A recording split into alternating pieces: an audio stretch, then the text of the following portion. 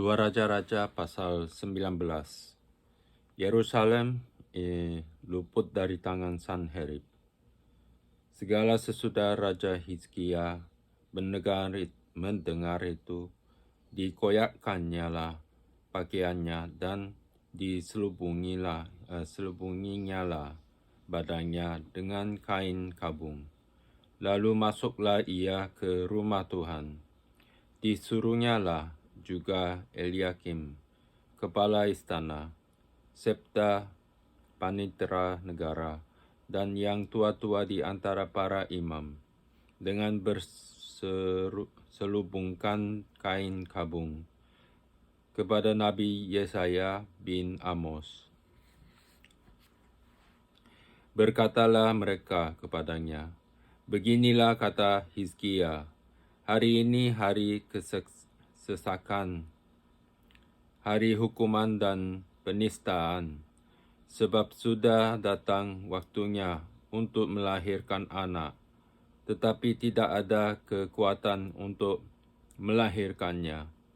Mungkin Tuhan Allahmu sudah mendengar segala perkataan juru minuman agung yang telah diutus oleh Raja Asyur, tuannya, untuk mencela Allah yang hidup, sehingga Tuhan Allahmu mau memberi hukuman karena perkataan-perkataan yang telah didengarnya. Maka baiklah, engkau menaikkan doa untuk sisa yang masih tinggal ini." Ketika pegawai-pegawai Raja Hizkia sampai kepada Yesaya, berkatalah Yesaya kepada mereka, "Beginilah kamu katakan kepada Tuhanmu, beginilah firman Tuhan, janganlah engkau takut terhadap perkataan yang kau dengar, yang telah diucapkan oleh budak-budak Raja Asyur untuk menghujat aku. Sesungguhnya aku akan menyuruh suatu roh masuk di dalamnya, sehingga ia mendengar suatu kabar dan pulang ke negerinya. Aku akan membuat dia mati rebah oleh pedang di negerinya sendiri.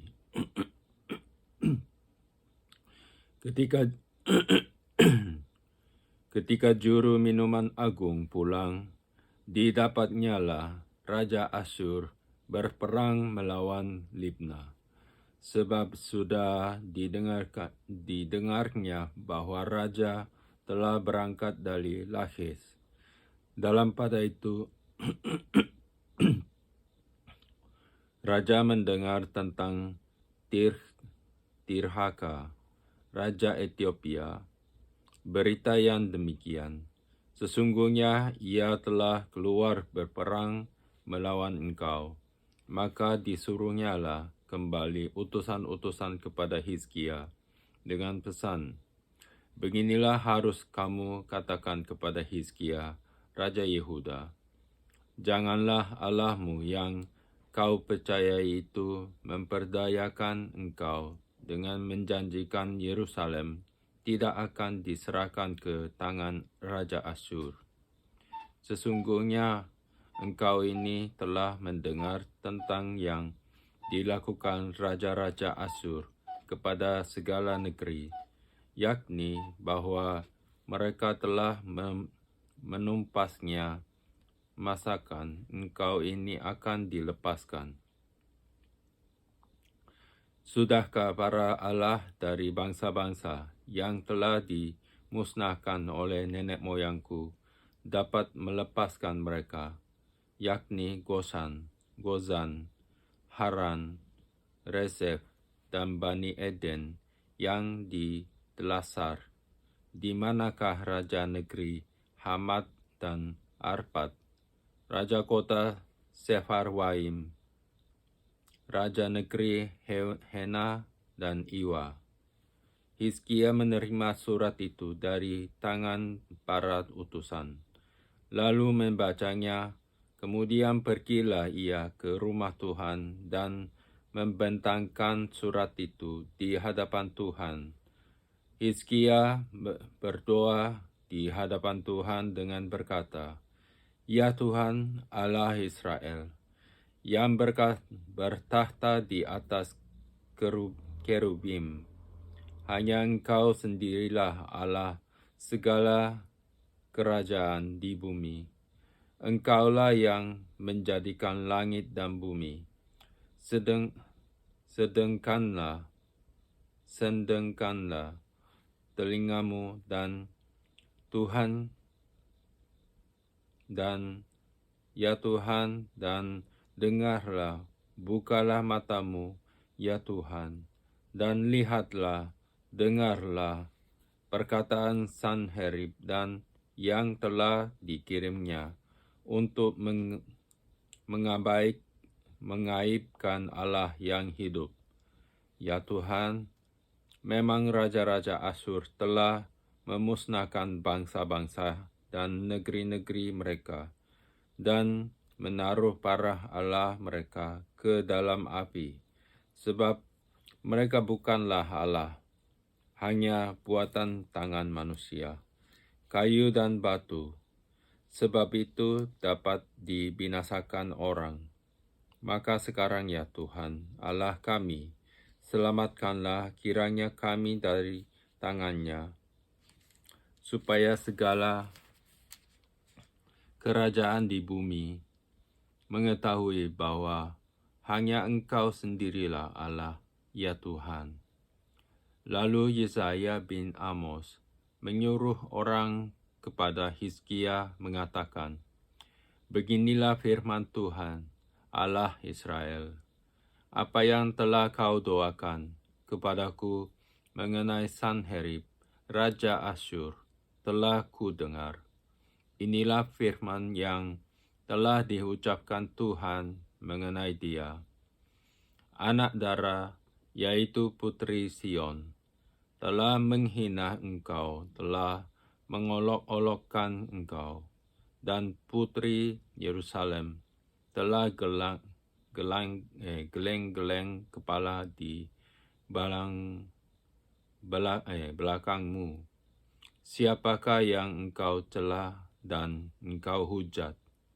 Terhadap siapakah engkau menyaringkan suaramu dan memandang dengan sombong? Terhadap yang Maha Kudus Allah Israel. Dengan perantaraan utusan-utusanmu, engkau telah mencela Tuhan, dan engkau telah berkata, dengan banyaknya keretaku, aku naik ke tempat-tempat tinggi di pegunungan, ke tempat yang paling jauh di gunung Libanon. Aku telah menebang pohon-pohon arasnya yang tinggi besar, pohon-pohon sanobarnya yang terpilih. Aku telah masuk ke tempat permalaman yang paling ujung, ke hutan pohon-pohonnya yang lebat. Aku ini telah menggali air dan telah minum air asing, dan aku telah mengeringkan dengan telapak kakiku segala sungai di Mesir. Bukankah telah kau dengar bahwa aku telah menentukannya dari jauh hari dan telah merancangnya pada zaman purbakala. Sekarang aku mewujudkannya bahwa engkau membuat sunyi senyap, kota-kota yang berkubu menjadi timbunan batu. Sedang penduduknya yang tak berdaya menjadi terkejut dan malu. Mereka menjadi seperti tumbuh-tumbuhan di padang, dan seperti rumput hijau, seperti rumput di atas sotoh, atau gandum yang layu sebelum ia masak. Aku tahu, jika engkau bangun atau duduk, jika keluar atau masuk, atau jika engkau mengamuk terhadap aku, oleh karena engkau telah mengamuk terhadap aku, dan kata-kata keangkuhanmu telah naik sampai ke telingaku. Maka aku akan menaruh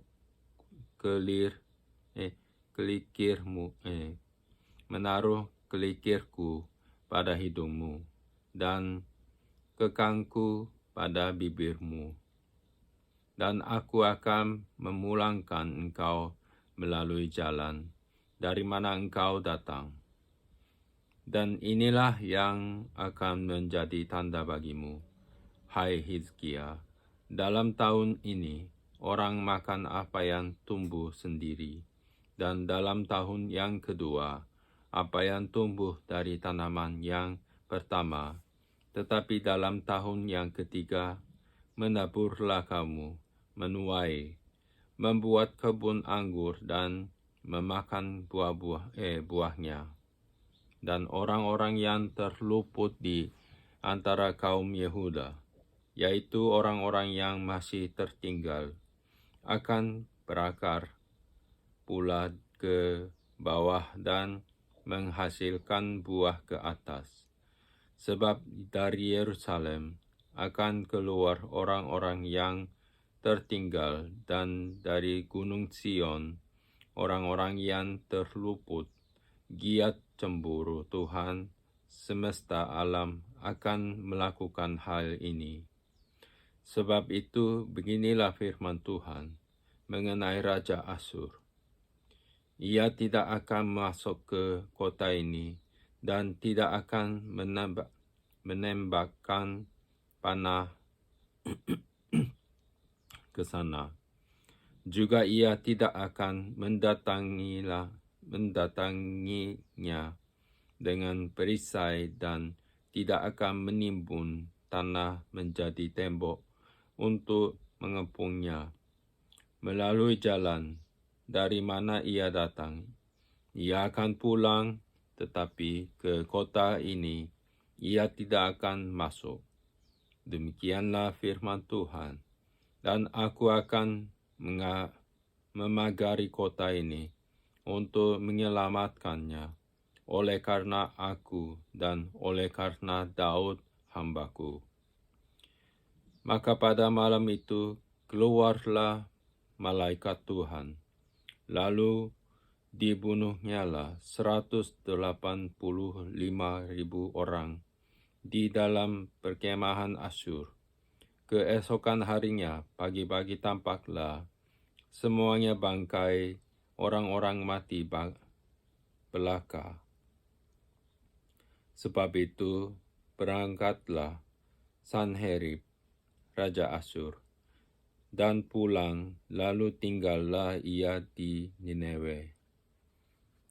Pada suatu kali ketika ia sujud menyembah di dalam kuil Nisroch, Allahnya, maka Adramelech dan Sarezer, anak-anaknya, membunuh dia dengan pedang, dan mereka meloloskan diri ke tanah Ararat. Kemudian Esarhaddon, anaknya, menjadi raja menggantikan dia. Pasal 20. Hizkia sakit dan disembuhkan.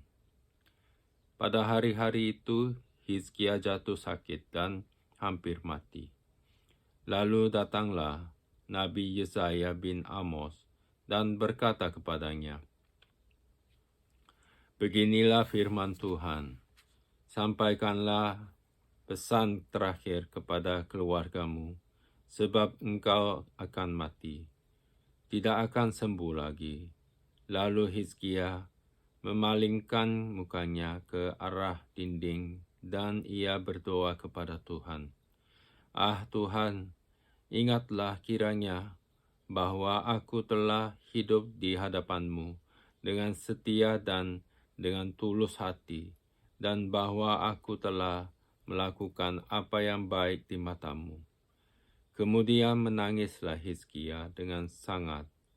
Tetapi Yesaya belum lagi keluar dari pelataran tengah. tiba-tiba datanglah firman Tuhan kepadanya. Baiklah dan katakanlah kepada Hizkia, raja umatku, beginilah firman Tuhan Allah Daud, bapa leluhurnya, telah kudengar doamu dan telah kulihat air matamu. Sesungguhnya aku akan menyembuhkan engkau. Pada hari yang ketiga, engkau akan pergi ke rumah Tuhan. Aku akan memperpanjang hidupmu 15 tahun lagi, dan aku akan melepaskan engkau dan kota ini dari tangan Raja Asyur. Aku akan memagari kota ini oleh karena aku dan oleh karena Daud, hambaku. Kemudian berkatalah Yesaya, ambillah sebuah kue ara. Lalu orang mengambilnya dan ditaruh pada bara itu. Maka sembuhlah ia. Sebelum itu Hizkia telah berkata kepada Yesaya, apakah yang akan menjadi tanda bahwa Tuhan akan menyembuhkan aku dan bahwa aku akan pergi ke rumah Tuhan pada hari yang ketiga? Yesaya menjawab, inilah yang akan menjadi tanda bagimu dari Tuhan, bahwa Tuhan akan melakukan apa yang telah dijanjikannya. Akan majukah bayang-bayang itu 10 tapak, atau akan mundur 10 tapak? Hizkia berkata, ya, itu perkata ringan bagi bayang-bayang itu untuk memanjang 10 tapak. Sebaliknya, biarlah bayang-bayang itu mundur ke belakang 10 tapak. Lalu berserulah Nabi Yesaya kepada Tuhan. Maka dibuatnyalah bayang-bayang itu mundur ke belakang 10 tapak. Yang sudah dijalani bayang-bayang itu pada penunjuk matahari buatan Ahaz. Hizkia dan para utusan dari Babel.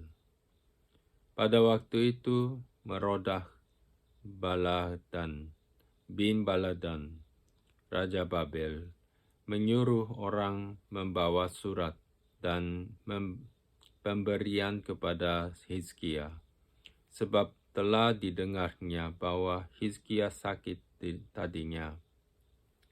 Hizkia bersukacita atas kedatangan mereka, lalu diperlihatkannyalah kepada mereka segenap gedung harta bendanya, emas dan perak, rempah-rempah dan minyak yang berharga, gedung persenjataannya, dan segala yang terdapat dalam perbendaharanya.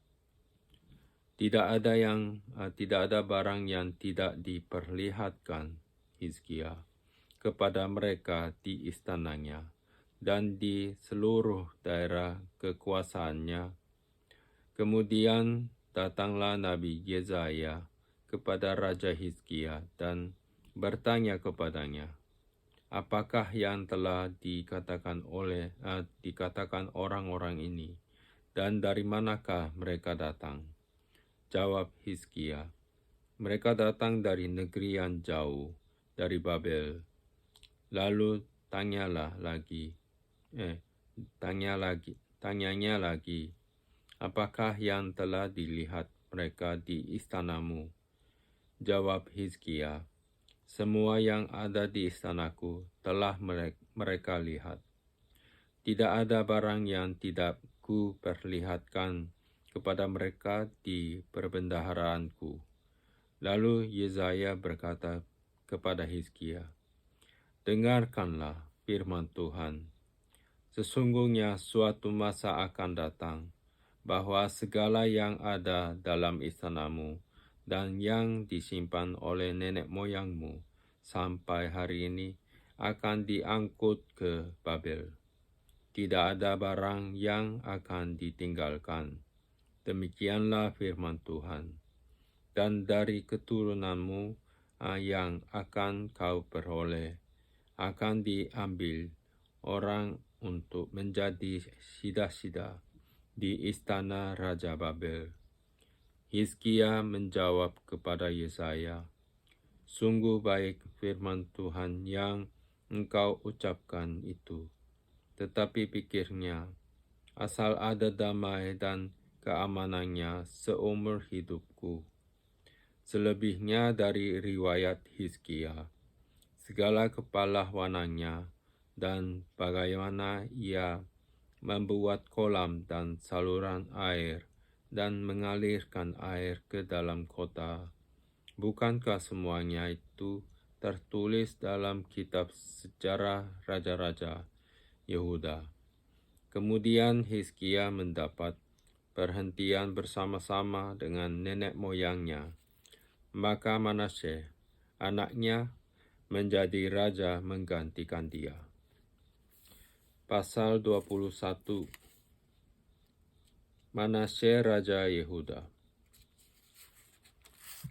Manasye berumur 12 tahun pada waktu ia menjadi raja, dan 55 tahun lamanya memerintah di Yerusalem. Nama ibunya ialah Hefzibah. Ia melakukan apa yang jahat di mata Tuhan, sesuai dengan perbuatan keji bangsa-bangsa yang telah dihalau Tuhan dari depan orang Israel. Ia mendirikan kembali bukit-bukit pengorbanan yang telah dimusnahkan oleh Hizkia, ayahnya. Ia membangun mezbah-mezbah untuk Baal, membuat patung Asyera seperti yang dilakukan Ahab, Raja Israel, dan sujud menyembah kepada segenap tentara langit dan beribadah kepadanya. Ia mendirikan mezbah-mezbah di rumah Tuhan. Walaupun sehubungan dengan rumah itu Tuhan telah berfirman, "Di Yerusalem aku akan menaruh namaku." Dan ia mendirikan juga mezbah-mezbah bagi segenap tentara langit di kedua pelataran rumah Tuhan. Bahkan ia mempersembahkan anaknya sebagai korban dalam api, melakukan ramal dan telah dan menghubungi para pemanggil arwah dan para pemanggil roh beramal.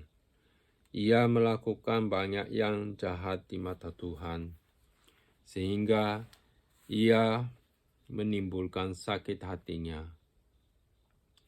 Ia menaruh juga patung Asyera yang telah dibuatnya dalam rumah, walaupun sehubungan dengan rumah itu Tuhan telah berfirman kepada Daud dan kepada Salomo anaknya, "Dalam rumah ini dan di Yerusalem yang telah kupilih dari antara segala suku Israel, aku akan menaruh namaku untuk selama-lamanya. Aku tidak akan membiarkan bangsa Israel lagi dibawa keluar dari tanah yang telah kuberikan kepada nenek moyang mereka, asal saja mereka tetap berbuat tepat seperti yang telah kuperintahkan kepada mereka, dan tepat menurut hukum yang telah diperintahkan kepada mereka oleh hamba-Mu Musa. Tetapi mereka tidak mau mendengarkan, dan Manasye menyesatkan mereka, sehingga mereka melakukan yang jahat lebih daripada bangsa-bangsa yang telah dipunahkan Tuhan dari hadapan orang Israel. Kemudian berfirmanlah Tuhan dengan perantaraan para hambanya, yakni para nabi, oleh karena Manasye, Raja Yehuda, telah melakukan kekejian-kekejian ini, berbuat jahat lebih daripada segala yang telah dilakukan oleh orang Amori yang mendahului dia, dan dengan berhala-berhalanya, ia telah mengakibatkan orang Yehuda berdosa pula. Sebab itu beginilah firman Tuhan, Allah Israel, sesungguhnya aku akan mendatangkan malapetaka atas Yerusalem dan Yehuda, sehingga setiap orang yang mendengarnya akan bising kedua telinganya, dan aku akan merentangkan atas Yerusalem tali pengukur sama seperti atas Samaria, dan tali unting-unting sama seperti yang atas keluarga Ahab, dan aku akan menghapuskan Yerusalem seperti orang menghapus pinggang, yakni habis dihapus.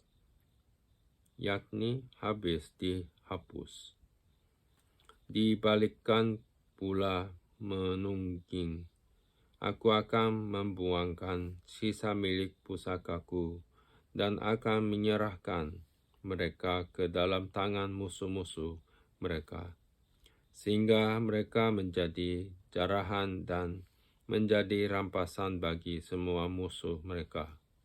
Oleh karena mereka telah melakukan apa yang jahat di mataku, dan dengan demikian mereka menimbulkan sakit hatiku mulai dari hari nenek moyang mereka keluar dari Mesir sampai hari ini.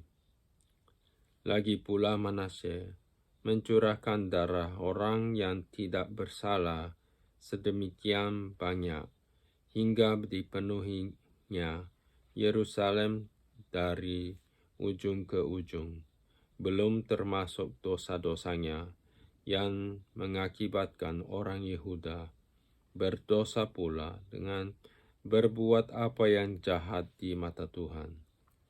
Selebihnya dari riwayat Manasye, segala yang dilakukannya dan dosa-dosa yang diperbuatnya, bukankah semuanya itu tertulis dalam kitab sejarah Raja-Raja Yehuda? Kemudian Manasye mendapat perhentian bersama-sama dengan nenek moyangnya, dan ia dikuburkan di taman istananya, di Taman Uza. Maka Amon anaknya menjadi raja menggantikan dia. Amon, Raja Yehuda. Amon berumur 22 tahun pada waktu ia menjadi raja, dan 2 tahun lamanya ia memerintah di Yerusalem. Nama ibunya ialah Mesulemet binti Harus dari Yotba. Ia melakukan apa yang jahat di mata Tuhan, seperti yang telah dilakukan Manasye ayahnya. Ia hidup sama seperti ayahnya dahulu, sambil beribadah kepada berhala-berhala yang disembah oleh ayahnya, dan sujud menyembah kepada mereka.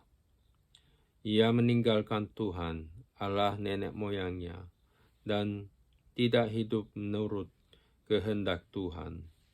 Dan pegawai-pegawai Amon mengadakan persepakatan melawan dia dan membunuh raja di istananya. Tetapi rakyat negeri itu bersepakatan melawan Raja Amon, dan rakyat negeri itu mengangkat Yosia, anaknya, menjadi raja menggantikan dia.